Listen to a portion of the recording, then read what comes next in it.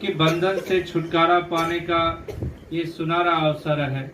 और इसी अवसर को अगर गंवा दिया, केवल निद्रा भोजन भोग भय में गंवा दिया, केवल सोने में गंवा दिया, तो फिर ऐसा कीमती जन्म पाने का क्या एक लाभ, क्या इसका उद्देश्य रहा।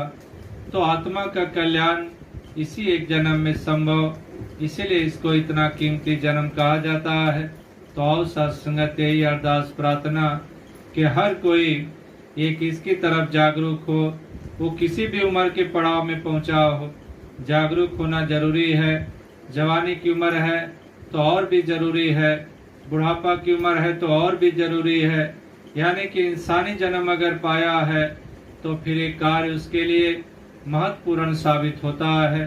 तो हर कोई इसकी तरफ कदम बढ़ाए, और जिन्होंने कदम बढ़ाया वो प्यार से इंसानी जीवन को जिया, वरना तो आपाधापी में पूरा जीवन बीत जाता है, कहीं पर कुछ हासिल नहीं होता है।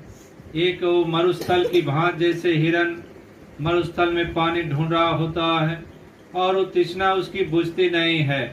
वो चमक उसको दूर से दिखाई पड़ती है, वो यही सोचता है कि शायद यहाँ पर पानी है, फिर दौड़कर आगे बढ़ता है, फिर वहाँ पर वही रेत की चमक, वही उसको एक प्यास नहीं बुझना, और फिर आगे नजर पड़ती है तो फिर वही चमक, और इसी तरह से मरुस्थल में दौड़ दौड़ कर दम तोड़ देना।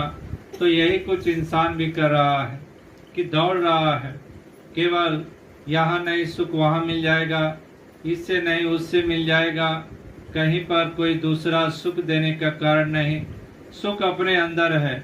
महात्मा कबीर कह रहे हैं कि भीखा भूखा को नहीं, सबकी गठरी लाल, गांठ खोल देखत नहीं के बीच भय कंगाल।